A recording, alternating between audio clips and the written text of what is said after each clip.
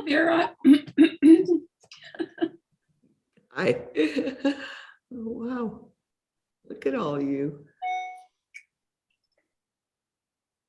Hey.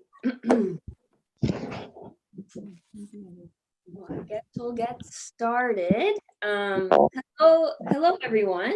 Thank you for coming to the second. Oh, someone. Okay, cool. Thank you for coming to the second edition of Kaffeeklatsch with Elvira Finnigan and Jennifer Still in conversation. My name is Jean Borbridge, and I am the Education and Outreach Coordinator at the School of Art Gallery. We have two interpreters today. They will be spotlit for you. And we also have closed captioning available at the very bottom of the screen. You can pick it up and drag it wherever you need. And yeah, so wherever you are joining us from, I would invite you to think about the land you are on and your relationship to that land and its original caretakers.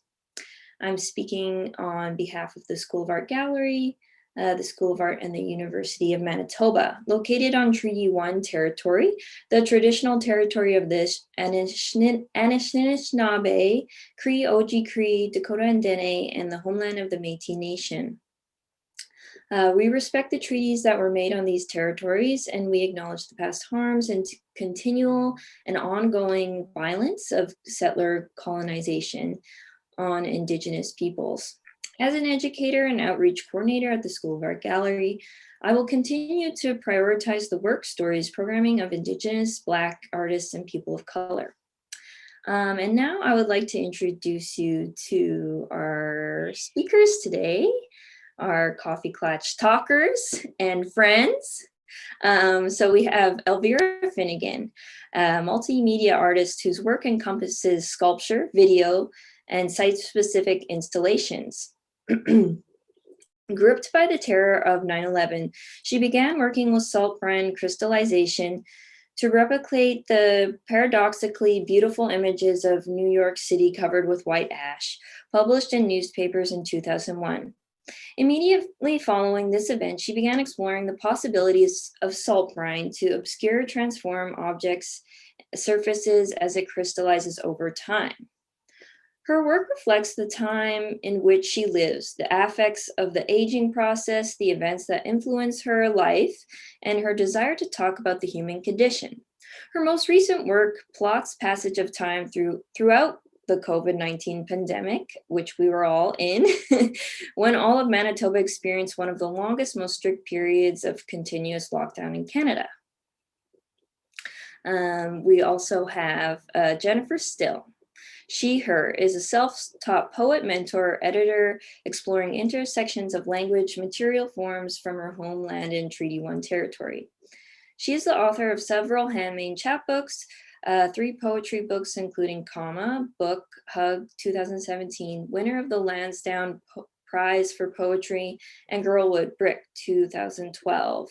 Still is the 2021 co-winner of the Mahalet Review's Long Poem Prize for her poem Legs. She is currently completing an illuminated manuscript composed with pinholes, a light table, electric typewriter, and carbon sheets. And now I will show you a little bit of their work to contextualize the talk. So I'm going to be doing a slideshow. So, oh no, it's not. Shoot.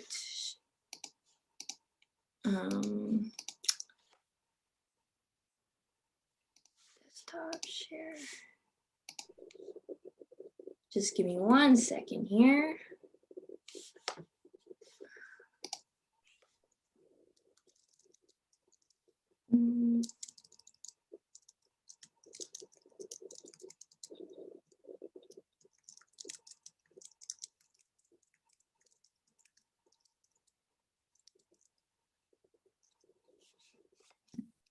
Oh, shoot. Well, my system preferences won't allow me to share my screen for some reason. It worked before. Kaylin, could I send you the The PowerPoint? Yeah, go for it. Sorry about that, folks.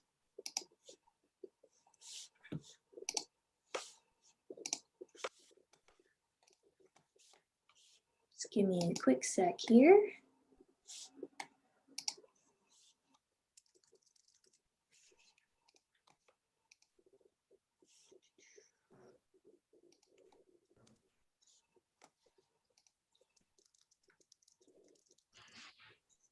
Jen and I had promised ourselves that we would allow some time for silence. So we're getting right on that.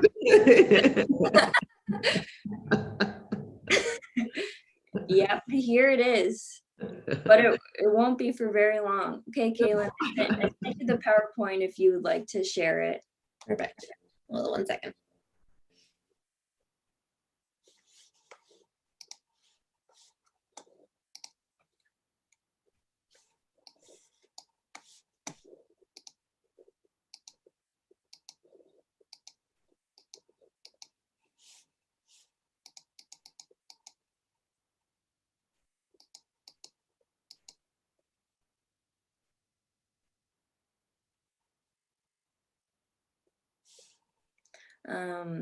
And Elvira will also be hosting a workshop tomorrow, which has a long waiting list. So if you're on that waiting list, I'll let you know if any spots open up, but it's called Salt Stories, in which you'll be making like a meditative Zen garden. Is that correct, Elvira? Well, we'll refer to it. We'll be doing various things with salt, drawing with salt, basically. Drawing with salt, yeah. Mm-hmm. Super beautiful. And there's also another Kaffeeklatsch event coming up at the end of January, which I will put a link in the chat for you all. Okay, so we got the PowerPoint working. Hooray! Thanks so much, Kaylin. No problem. Okay, so first we have Angeling by Jennifer Still. And so Still's threaded.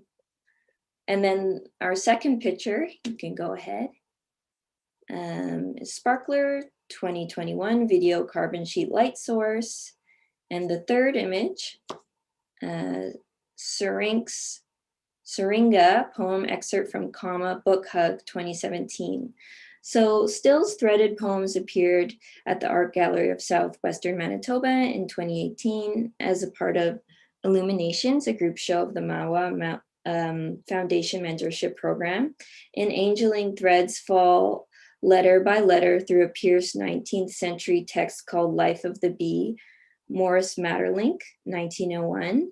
Each thread represents a letter that has been pierced out of the page and extended into a ghostly sinew, a web, a faint lace silence. In Angeling, the page is held upon an aura, threaded in absence, suspended in ethereal hovering bee's wing. Wow, even that sounds like a poem.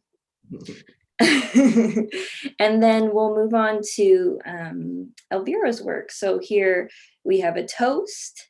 So Elvira Finnigan's work has taken on various forms: drawing, sculpture, installations, videos over the past 20 years. Her work has been shown in various galleries and is often centered around hosting various meals, often referred in art circles as relational happening. When the meal is over, the dishes with their leftovers are filled with a dense salt brine. Over a period of approximately 2 months, the dishes with leftovers are covered with a coating of salt crystals.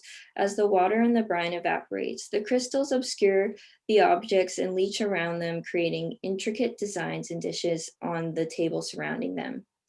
You can go to the next image. This is in the cafeteria at the U of W.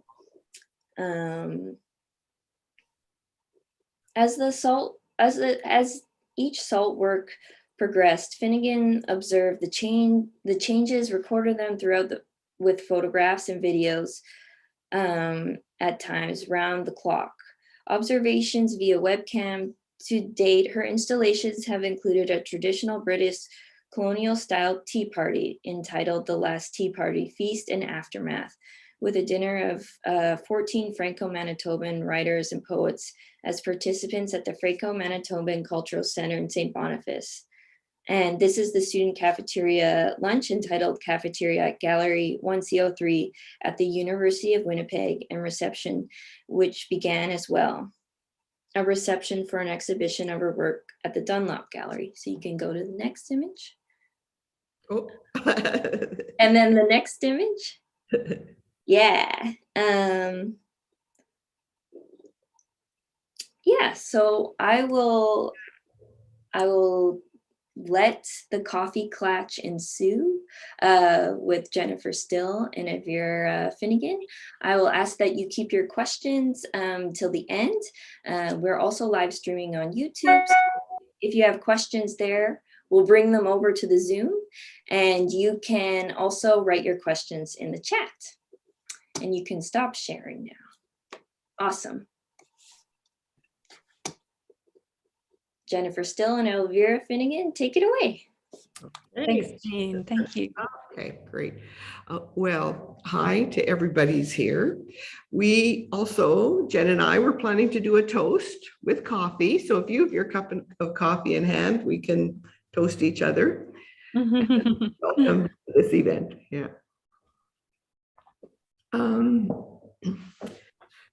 When I was asked to do this, it's an intergenerational series, Kaffeeklatsch. I was very thrilled to do it.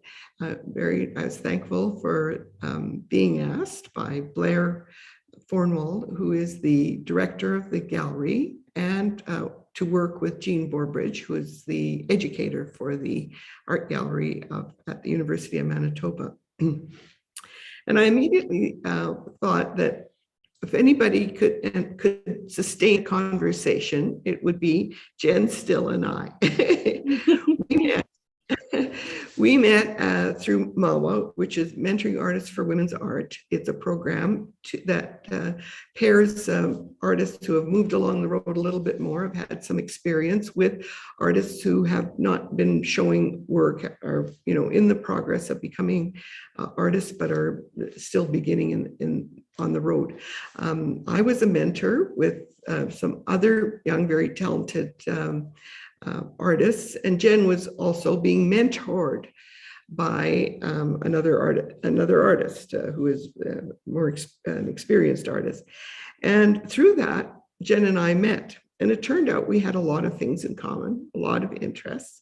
We could carry on a conversation that would go for a long time. And it also turns out that Jen and I have a common interest in that I have always worked with poetry, not for publishing, more for on a personal level, in order to try and kind of put in words what I'm thinking, what I'm feeling. And very often I have used it for as a starter for some of my artwork, because it becomes the framework with which I begin.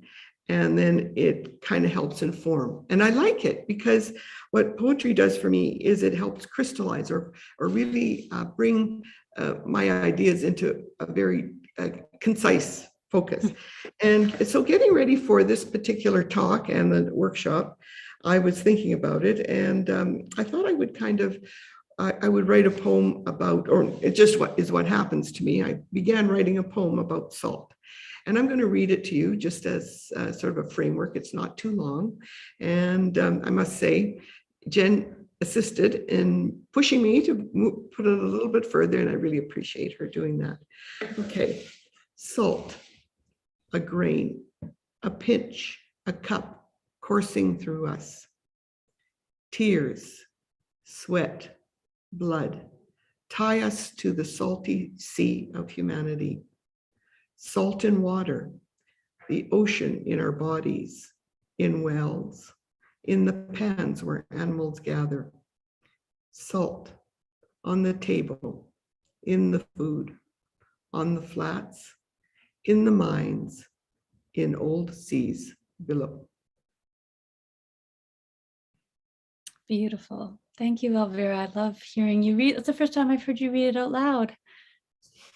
Yeah, that was lovely. As soon as you said the word well, I thought of your video.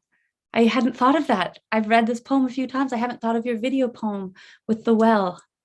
So it's so lovely being here.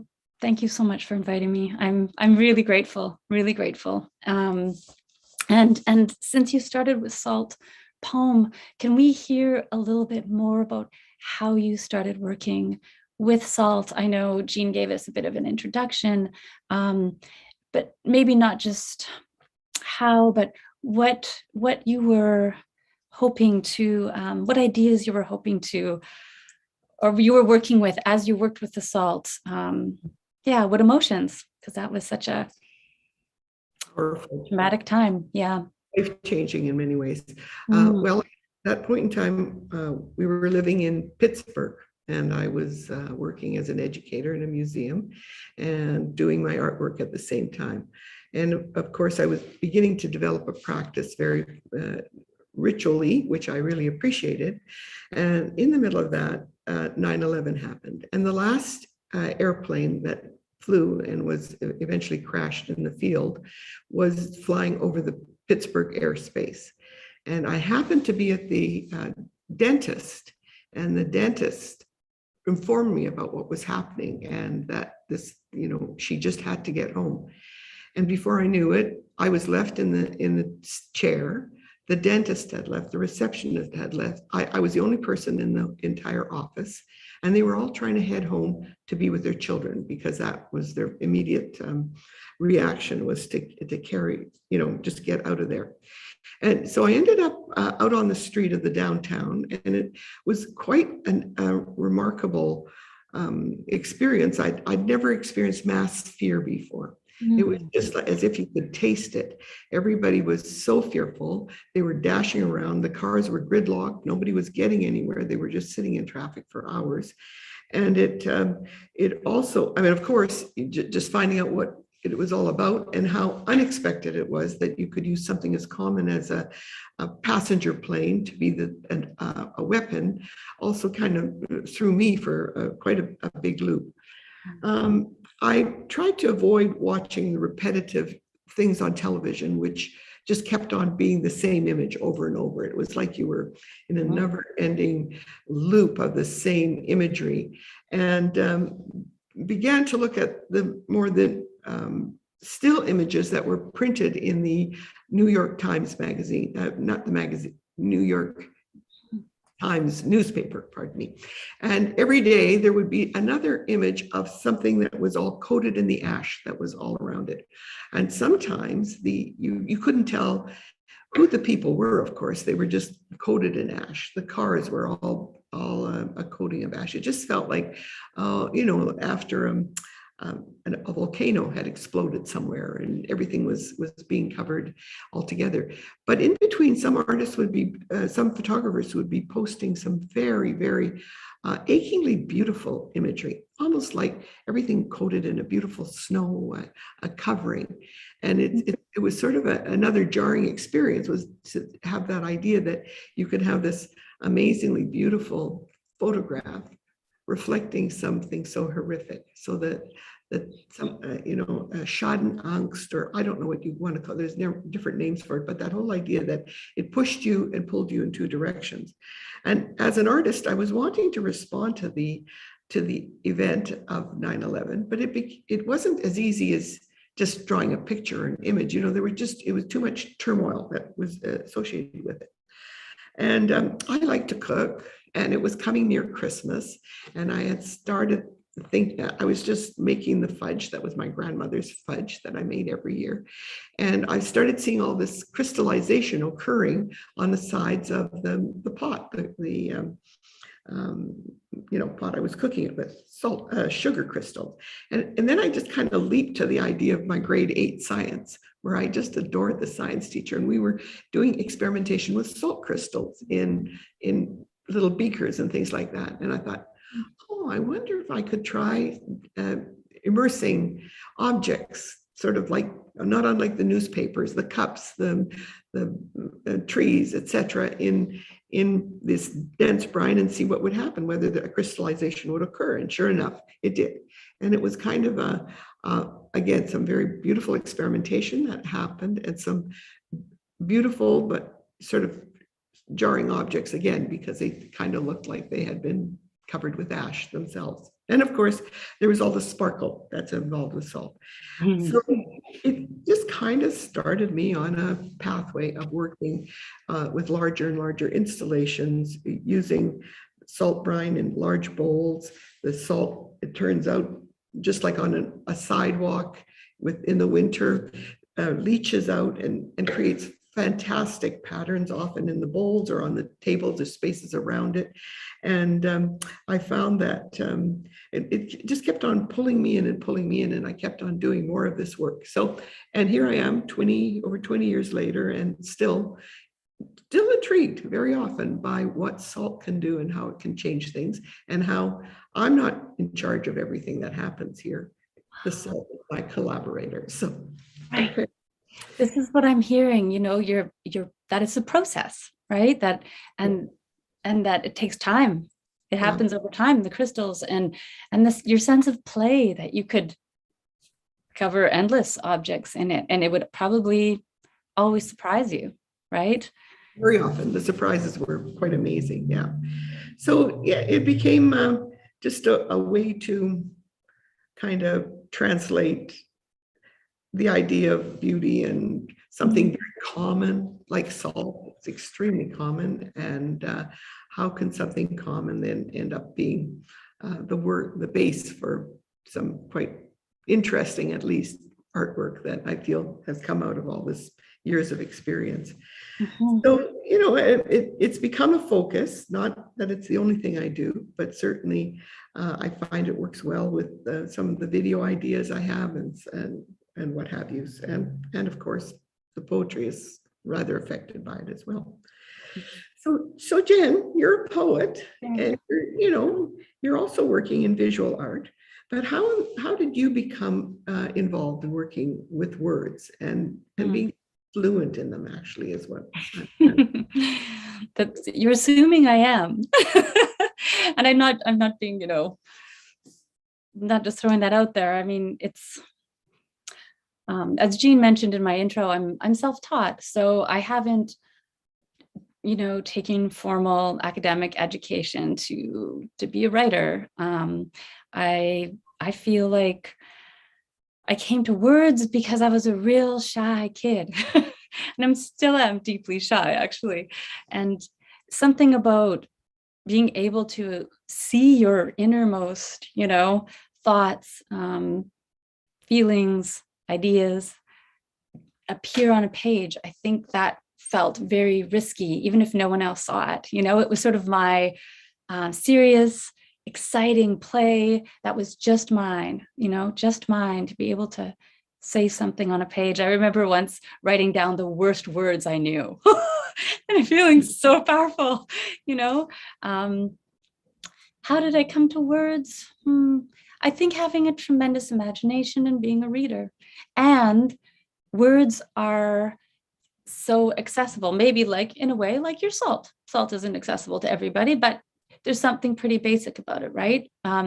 Language is a material. We're using it right now. It's there for us. And you don't need much, just a pencil and a paper. I guess secrets, maybe secrets. I felt like poetry was secrets. And I was just maybe it was a safe way to say my secrets.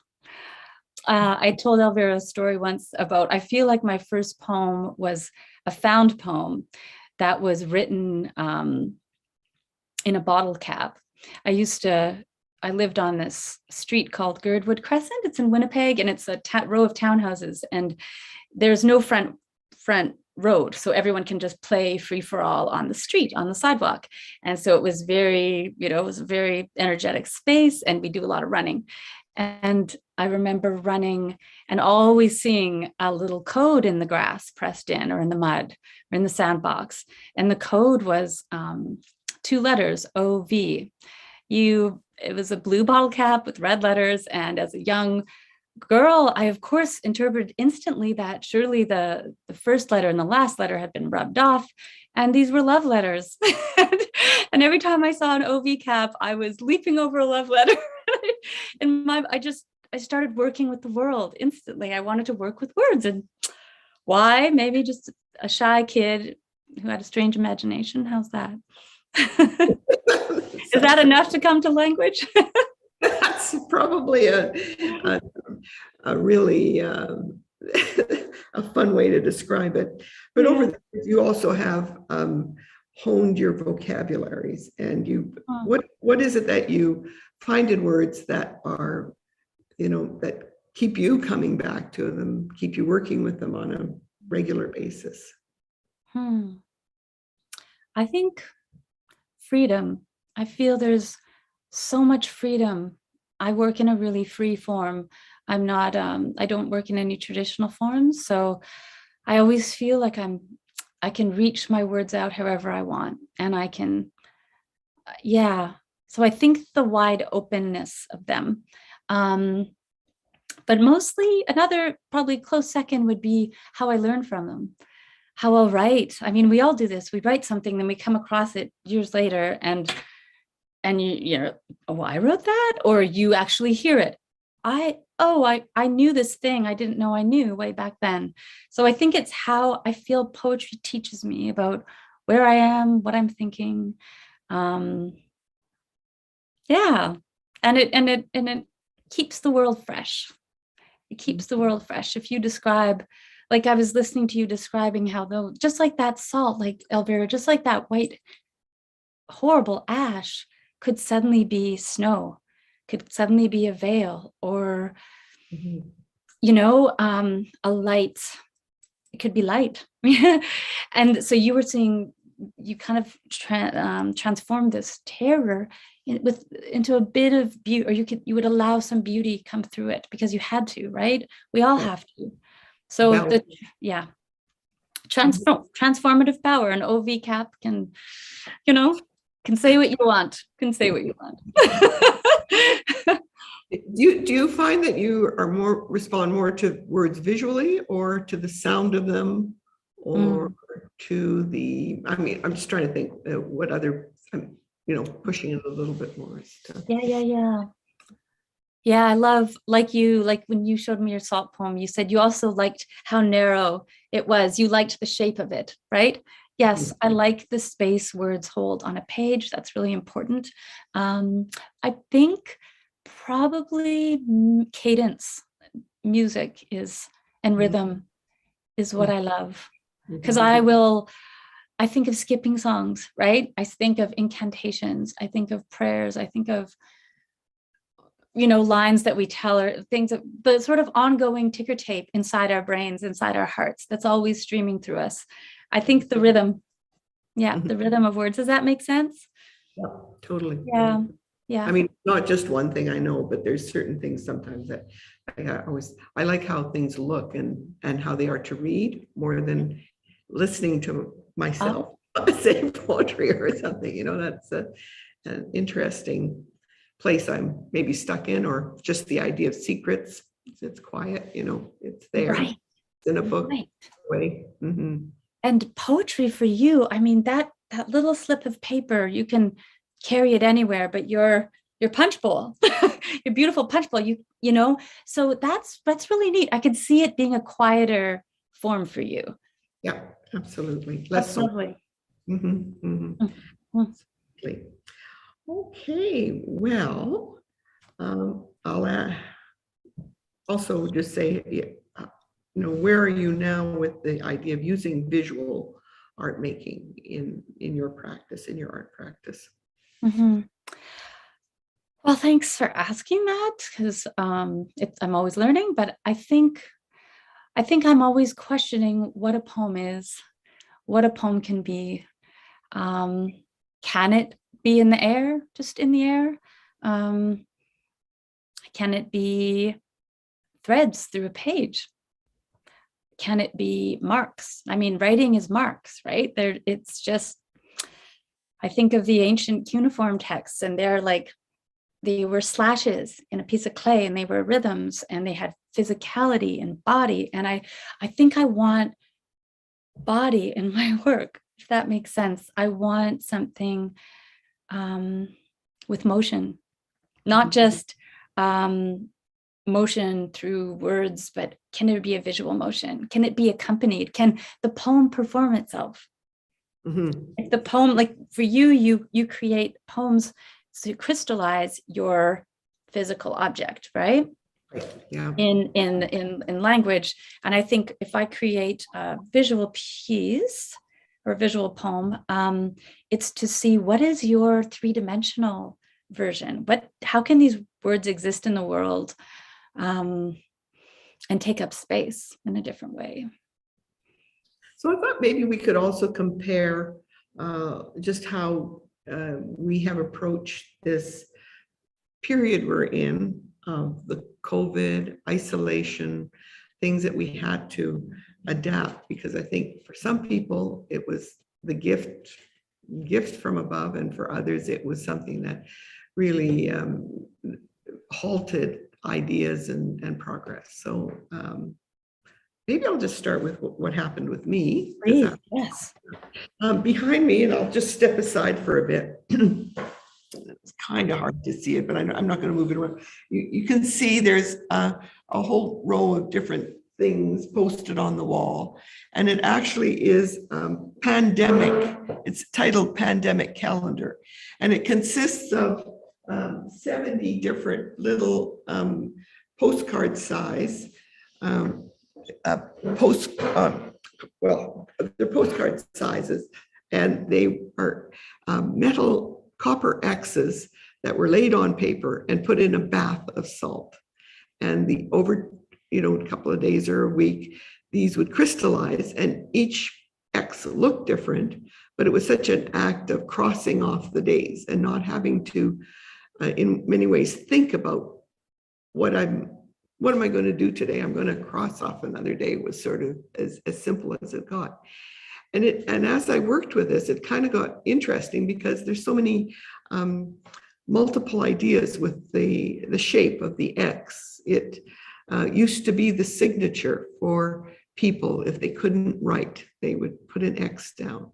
It often, in my mind, also was kind of crossing out the people who had died. I knew a number who died from, last year with COVID, or the year before with COVID.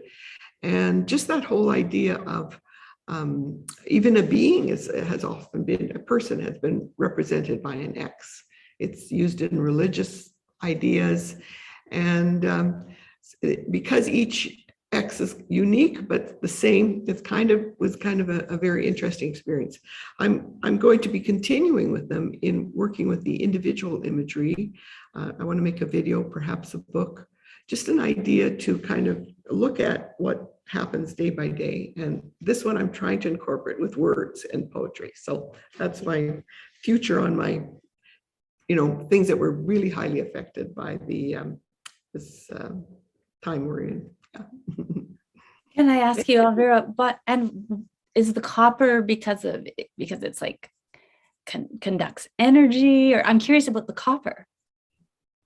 Well, copper is so great with salt because it changes. So it can change very dramatically. It didn't do that much with these X's, but I've immersed pennies in salt, and they change from, they become very shiny because it cleans off the dirt on the copper. And then after a while, they become bright turquoise. And that's where they end. Under the salt, they become a very bright turquoise color. I'm so sorry they stopped making pennies, because, but it was that idea that copper interacts with salt in a very unique way. And often you get that nice green thing happen to it, or kind of I'm not sure how pure this copper wire was, but it's very interesting to see how metal reacts with salt, how different materials actually react with salt. Mm-hmm.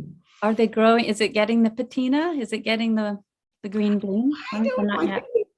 Not really. And the only way it probably would is what happens is sometimes if you have very humid weather, the salt gets reactivated. It gets moist again, And then this more action can happen. If it's very dry, like it often is here in Winnipeg, it's quite consistent and it stays for a long time. But in different climates, or even here at sometimes when it gets very humid, then another level of action happens. That's another interesting thing about working in this medium. Your work is so alive, Elvira. It is. It's so alive. And I think in one of our conversations, you mentioned that art for you was living life, you know? And I'm so endlessly inspired by that. It's like, yeah, it's not just something you do in your studio, right? Are you always thinking about your work? What's your relationship to your practice and how? Well, I'd have to say I have a brain that goes all over the place a lot. So it doesn't go in a nice straight line very often. And so in many ways, a lot of things kind of come at me, and then I'll say, oh, that'd be kind of interesting to try that, or oh, this could make a video. And I'm often trying to change the way I work too. I don't always work with just salt and evaporation. I like working in video a lot. I enjoy, I do some drawing and some painting and things like that. Partly it is kind of to maybe look at things in a different direction. Lately I'm kind of working with ideas, and others are as well, the idea of chaos, because a lot of chaos that we can't control in our lives. And it's sort of, I don't know quite how that's going to work out, but it's sort of something I'm noticing a lot in the city and in my own life and in other things that we do. I don't think everybody feels that way about this time. Some people have found it a real reprieve. So extroverts, maybe. You think extroverts like it, you mean? Or extroverts are having a hard time? They're more cramped by it than anything would be. How about you? What have you been thinking about now this time? Oh boy. I mean, I love it in interior time, internal time, I don't need a big space or anything, and I don't to create. So the limits upon us are not necessarily limits in my practice, because I'm healthy and I have a stable situation where I am, and I'm very grateful for that.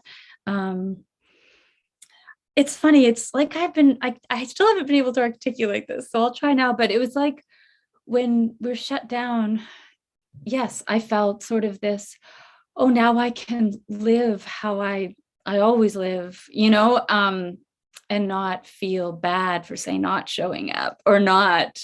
Do you know what I'm saying? I don't want to sound like I like what's happening in the world. That's not it. It's just sort of, I thought, oh, so is this what it feels like to maybe be more of an extrovert and be more in your element in the world we have, to be more in the busy element? Is that someone's comfort place? Because it isn't mine. My comfort place is having a lot of space around my day, having lots of time to reflect, but also a lot of movement and a lot of options, in terms of how I use my time. And I guess I've felt a little more, maybe I don't have to protect that as much. I'm usually protecting it so much, right? But I'm just not. I wish we could all be talking in the same room and I could see if anyone else is nodding out there, if I'm just talking to myself. But yeah, so there's a strange, I almost feel guilty about it, really. It's weird. Well, I think the lack of expectations in some way, this kind of gives us a lot of some relief in some ways, I have to push myself today to do something that I didn't want to do. But at the end, it also boils down, these times do boil down what's important in life a lot, what do we value the most? What is the closest to us? And what do we miss the most? And that was something that I felt this year we were at least able to catch up a little bit on the things we had missed out on. And the idea that we don't have safety, but we have more safety than we had last year as far as what can come at us, Yeah, and I find it's been like quite a productive time with creating, because maybe it's also a response, you know. It's because it's a positive move out in the world. It's like something you can offer. It feels generous. This is it. It feels generous to create in this space because it's something I can do, you know. And instead of feeling maybe sometimes that I'm, you know, withdrawing to create, I'm not arriving to something else, you know. I feel it just feels like a different balance, and I'm sure everyone feels that. But yeah, it's been fine for me, and I hope everyone is keeping healthy and hopeful. Another thing we had talked about is, you know, you can work on things and sometimes you can work on them endlessly. And how do you know when your work is finished? You can give your ideas, and I'll probably add some ideas as well. Oh boy, that's probably the toughest thing for me. I like to work on a long line, a long poetry line, unpunctuated. So what's the end of that, right? When you don't give yourself the period, how does it stop? It's almost, to me, it's an exhaustion of energy, perhaps. If I'm, you know, just not finding joy in it anymore, that could be a sign of either being done or walk away. Another thing I thought of though is if I feel held back from something else I want to be making, but I still have to finish this. And that's happening. I'm getting more and more ideas creeping in, and I'm thinking, okay, I've got to finish what's over here now, because just so I can free myself to go to this. It's more just self-preservation, because you could belabor anything, or, you know. Yeah. Do you don't want to hop back and forth too much? Do you tend to stick with one process at a time, or? You know, everything's connected. Everything's so webby for me. Like you talked about chaos. Well, it's very, you know, everything's so webbed. So I'm fine with having work in form. And in fact, part of the visual practice, I have some of my illuminated pages here. And these are poems, but from afar, they just maybe look like sparkles or something. And I like stepping back and looking at what I've made, the physical result of what I've made, and that brings me to more words, you know? So it's very connected. It's not that they're separate projects. The poem and You should make a note that these are carbon papers that she works with on a very vigorous electric typewriter, I would say, that takes out a lot of the round letters. And then in the end, you can't really read what's on you can't bring one a little bit closer, can you? Or no? Well, what I wanted to show you, because I tried it, and then daylight, it actually works. But what I'm fascinated by, and it really has nothing to do with language anymore, are how holes line up with holes and what happens. So watch this, holes. It might not be as spectacular as I think, but these are just punctures, right? And you know, you've all probably, but just this, if you bring it up closer, you could maybe show what you've got with the picture that you've got holes on, like okay, I'll try it. But I guess the holes are the vowels. So the vowel, the most open point in language, right? And so, yeah, what does the vowel say when it just becomes pure light? You know, I don't know if you can see anymore, but there's sort of,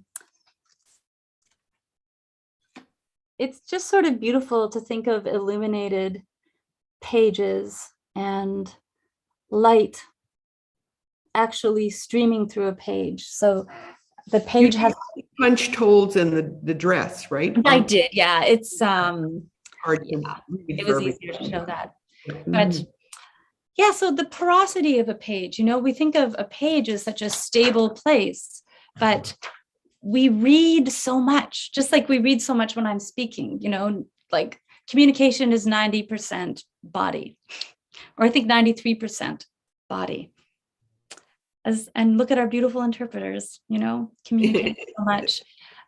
So the language is really just a small part of what we communicate. So it's really fun to work with the surface of a page and open it, mark it up. So I can't remember what the question was. We're really on our coffee time now. Yeah, no, going to town. Ending a project and how do you let anyone start? So for me, it's all connected, but a book publication is a great way to end because it literally chops off, the words into a block. And everything I do is always, I imagine it being in a book form, but it has other entities. The page can pop up into other performances and be shared. How about you, Elvira? Please tell me about how you finish or work with multitudes. Well, for me, I often like when I have a specific project in mind that I have to get things ready, do a dinner, get the dinner organized, have it all happen, and then leave. Well, and often I choose the plates and dishes and things that are usually in secondhand stores so that they kind of meet an idea like how important Chinaware was when I was a young woman, which every girl was supposed to pick a set of china. Right. So yes, you were gonna have it, and we were even fighting against our parents and my kids. They don't care. That doesn't seem something important at all, and just the idea that was such a thing, and they were expensive. You would get them as gifts, and now they're like very inexpensive in secondhand stores, and you can work with something like that and almost you cover them with salt and they become obscured and they no longer have any relevance, and they're kind of taken further and further away from what the original intent was when people received them, and by the way, that's really highly tied into the British trade industry here in Canada. So everybody had that kind of thing. So China would be an example. So you get that organized and you pull things together and you kind of work things through. That sort of a regular thing. And then you try to flip it around by salting it and then seeing what the outcomes are with that whole thing. I often photograph the work because I want to hone in on the details of what's happening. Pictures that stand alone, images that stand alone. Other times it's just something for my own information to work that way. So the idea of doing that, and I also, so once that's done, it's done, and the images are what's left behind. Sometimes I have kept more of the plates and things, and then we had a fire in our old studio and everything got burned. So that no longer is a way of keeping that kind of thing. It's something that I had to let go of in my mind, and of course the studio was gone, so a lot of things got let go of. So that idea now of being able to come to an end is sometimes very clear how it happens, and other times you just sort of go, okay, this is done. And also when I work with salt, I can't like everything that happens because the outcomes aren't always terrific. And that probably was best shown at the cafeteria, the student cafeteria lunch at the University of Winnipeg, which turned out quite interesting. But, salting a tin can or potato chips or poutine, it just didn't have the same look as when you're working with dainties. Dainties right. are a lot nicer than poutine, So that lack of control was something else. So yeah, in the end, I don't know. I think you kind of have to let your work lead you, to me anyway. Oh, that's beautiful. Yes. It has to lead me to a point where now I say, well, I think I'm done with it. And sometimes when I think I'm done, something comes again and I kickstart it again. So it's not straightforward at all. Yeah. How about, this has come to my mind just now. How about titling and that? How is titling important to you? Is it? It's oh man, that's a really big question because I have no idea how complicated my titling becomes, because when you have a body of work like, let's say, Feast and Aftermath, and you have images that are images of the event, you have videos that are of the event, you're trying to do a website that shows the different parts, and it all uses that feast and aftermath. You're trying to show. That's right. It's still a really a mystery to me how it can work. But the only thing I can say with titles, I like them usually to be pretty simple. So if it's a reception, it's called a reception, and so that I don't get too carried away by what the content is. But some art, I like how some artists can, like painters very often, they're kind of these lyrical names for a lot of their work, and each work is like a poem that they name, and I think Yeah. I envy. Yeah, I think it's a really neat way to be able to work. Yeah. Do you have a title for your X's yet? Or is it called X's? I don't know. It's kind of moving around right now. Working title, pandemic calendar. Oh, yeah. Exactly. Yeah. But there's other ways that I think it could be phrased as well that might look more catchy. Right. Yeah. I just think I always love when visual art has a title, because sometimes it doesn't, right? But it helps me view it, I love it. Mm-hmm. Yeah, that's pretty well the way that kind of works. So yeah, I don't know. Have we covered everything we needed to cover here? Well, maybe we'll just one last question. If we have time, I think we have a few minutes.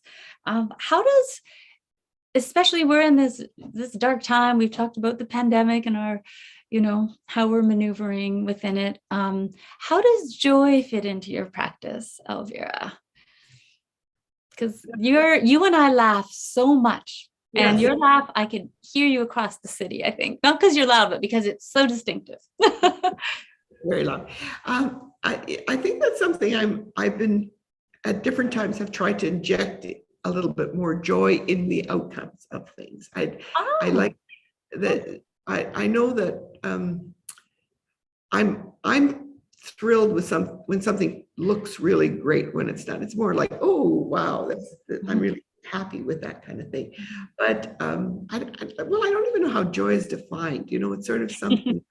it maybe the visual world doesn't have it. Maybe joy is dancing. Maybe joy is singing. Where you're sort of exuding something that is part of you. And of course, it's often in conversation and in laughing and things like that, which I adore. I think that's something we missed out on a lot of during the pandemic times. And yeah, it's sort of like, I think it's something I need to kind of work with, see how it could kind of fit in more. I feel like I kind of put the woes of my world or my feelings more into the work than my joy I'll have. It seems to me that the joy could be your work, just because it's hard work. It's, you're putting those X's across, they mean a lot of things, and they're marking a lot of places in the heart, and in your day, and yet, that copper transforms and will glow. Copper kisses. Yeah. How about for you, Joy? I mean, your work, you have a lot of fun, like I do very often. Yes. Conversation. I mean, I just, I just have fun.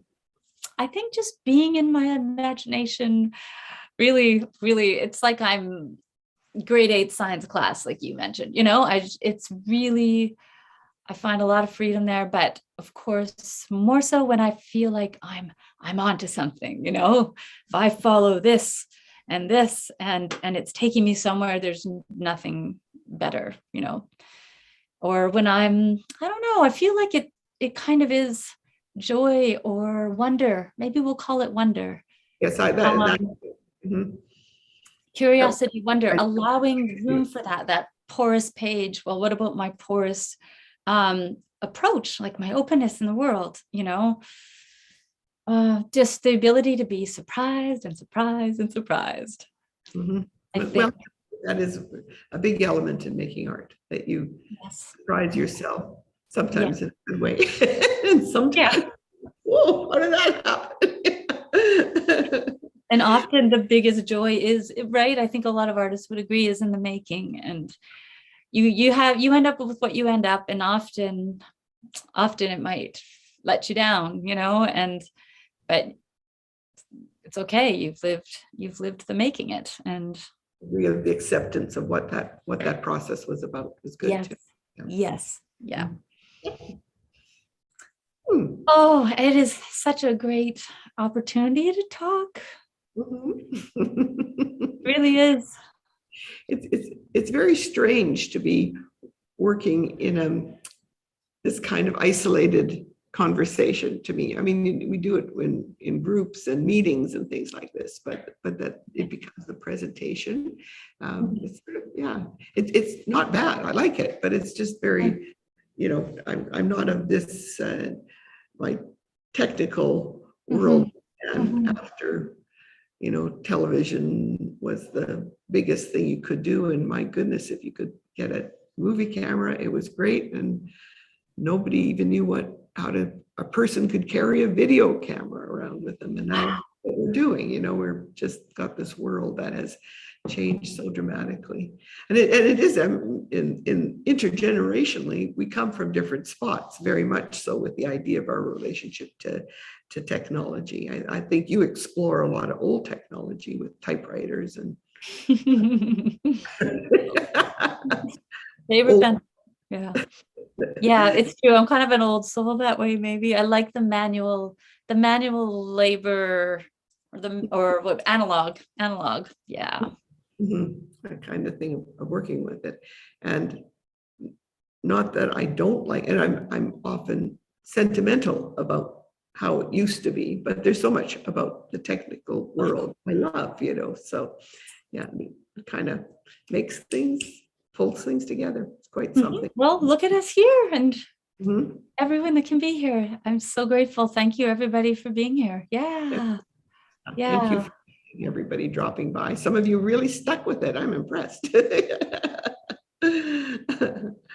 Well, I want to thank you both so much for your generosity and working together. I've enjoyed it so much, and being a part of your,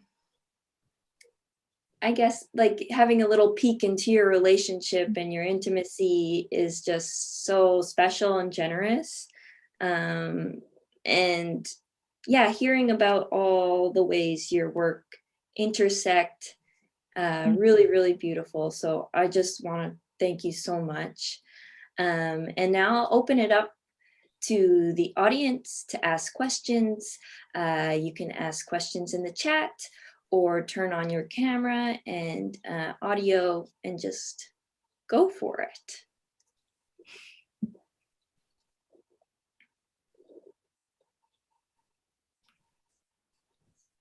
I'll ask a question.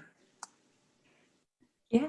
Hi. Thank you both, Jennifer and Elvira. That was really beautiful and super interesting. I didn't know, Elvira, where the salt inspiration came from. So that was really amazing to hear about that. With your, your obvious friendship and relationship that you've developed, and as you said, having some similar thoughts about things, have you thought about collaborating in any way? Or is that a secret?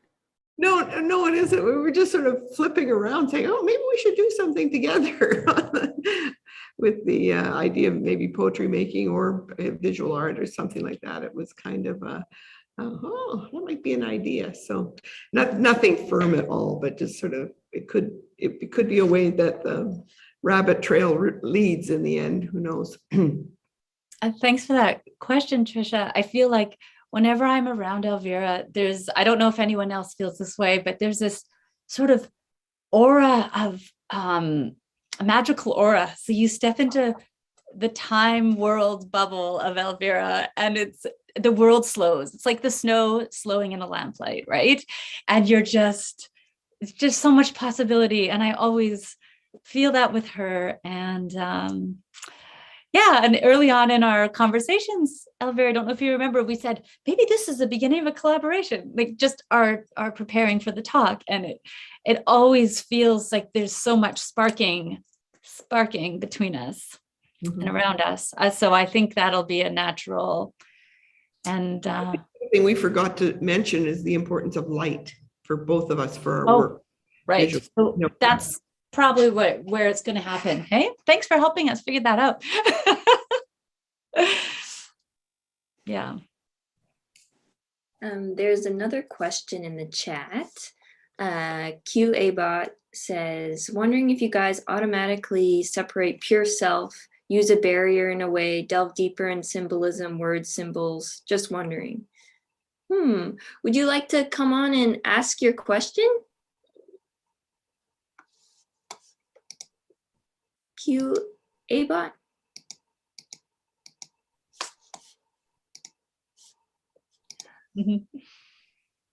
Well, we'll come back to that one. Or did you want to interpret that? We'll come back to it.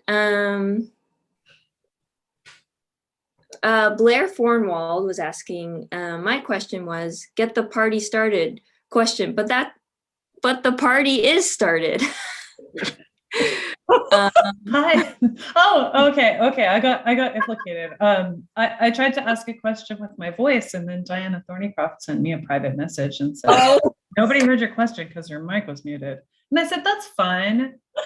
I was just going to ask the get the party started question, because sometimes people are shy. Oh. So I'm like, well, I'm the director. I'll ask a question. But now that I'm on the hook, my get the party started question was a silly one. And I was just wondering if either of you had like art related New Year's resolutions. Oh, It's a very reflective time, I think. very good question, actually. It is, yeah. Huh. Okay, Jen, you're first. Yeah. Oh yeah, I always do. And then it was scary because I feel like it was last year's resolution as well, but it's like, finish the book. It's always finish the book. That's all it is. So same thing, but yeah, finish the book. Oh,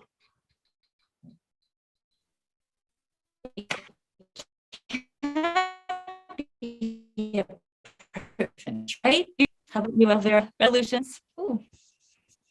I don't know, your sound was kind of breaking up, so I wasn't able to hear you. We definitely heard that finish the book, but then you cut out. Yes, yeah.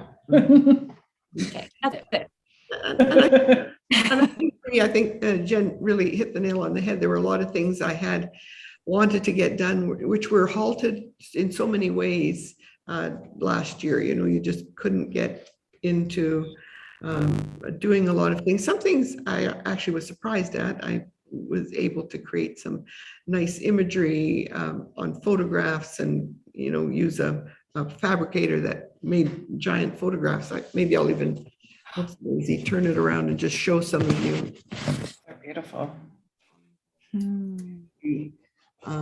These are the tables, so Daisy, photo images of the tables that were at this University of Winnipeg, and I was able to get giant metal prints made of them, and I couldn't believe what a great form that ended up being, and how doable it was during a pandemic. That was something else. There are a lot of other things that were kind of halted just because you also didn't know where you're going with the whole thing, because it changes your direction to a great extent. So I think I'm going to try picking up some of the threads from where I left off and pulling through with that for this year. Yeah. Thanks, Blair. Thank you both. Creating big chaos in my mind here. I have another, not a question, but just a comment that I meant to say last time, is to Jennifer. I just wanted to say how much I love what you're doing with the new take on illuminated text by actually introducing actual light into text and I think that has just, you know, bagfuls of possibility. And I'm a big fan of looking at illuminated texts, old texts, and that idea of sort of turning that whole idea on its head in a way is super interesting. So thank you. Yeah. Oh, thank you so much for that response. Yeah, I loved picture books, you know, growing up, but I have this book of the Snow Queen. It's the old Russian fairy tale book that I shared with Elvira, and it's illuminated so finely, and I could now look at it every night before bed and never get bored. You know, I could just follow those fine drawings, and yeah, so I guess, yeah, it's nice to have my own interpretation of it, and thank you. Really means a lot to hear that. Lord Still, you have your question up. Would you like to ask a question? Yeah, well, I have a question, yeah, but I just really I was taking notes while listening to you both. I had the pleasure of meeting you both, Elvira, and kind of like, and married to Jennifer's family. But Elvira, I really love when you said Salt is your collaborator. It's giving me goosebumps actually right now. And yeah, and just like looking at our objects, other medium, it's not something that we use to get something from, but working with it. And it's really giving me a lot of inspiration, because I'm at a point I have to decide on what my project is going to be this fall. And then I just love that. And also just, and then when Jennifer said about, sometimes, you know, you don't, your work, Jen, is like words with motion. Sometimes doesn't have an end. And when you publish it, it gives it an end, but it's free flowing. So, I mean, yeah, so just like giving it, just make me think that my project doesn't need to have like an ending or something. The process is just as important as what that ending could be. And I love, Jen, what you said, not withdrawing to create, because I think that is a struggle. Like I have to, even though I'm so extrovert, right? But then what happened, the light at this pandemic is that, yeah, it becomes a norm that, I don't know, it just really resonated with me, like that, what is my collaborator? And so Elvira, thanks for saying that Salt is not, I have my cats with me here, because but as a collaborator, and then just thinking about not withdrawing to create. So thanks for those words. And so my question for you both is, if you have a one-letter word for this year, what is it? What would it be? I keep on using hope. It seems to crop up all the time, just having hope. So.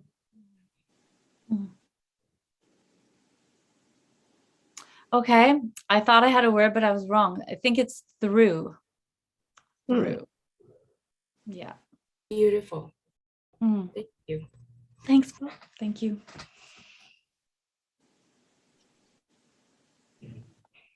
Is there any other burning questions? I know we have so many thank yous in the chat. I'll save the chat for you both to see later, but I just have some Samantha says beautiful. Delaney says best laugh. Carol says it's the journey that counts. Colette says it's great to hear this conversation. Tracy says thank you both for your inspirational talks, conversations, brilliant work.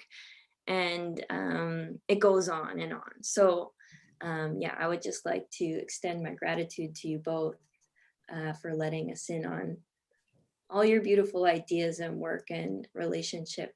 And I guess we'll leave it there. Wow, so nice. Everybody took the time. It's such a. Yes. Thank you everyone for coming and Yes. being a part of the School of Art community here. Yes. Great. And enjoy the rest of your day. Thanks a lot, Jean. Thanks so much, everyone.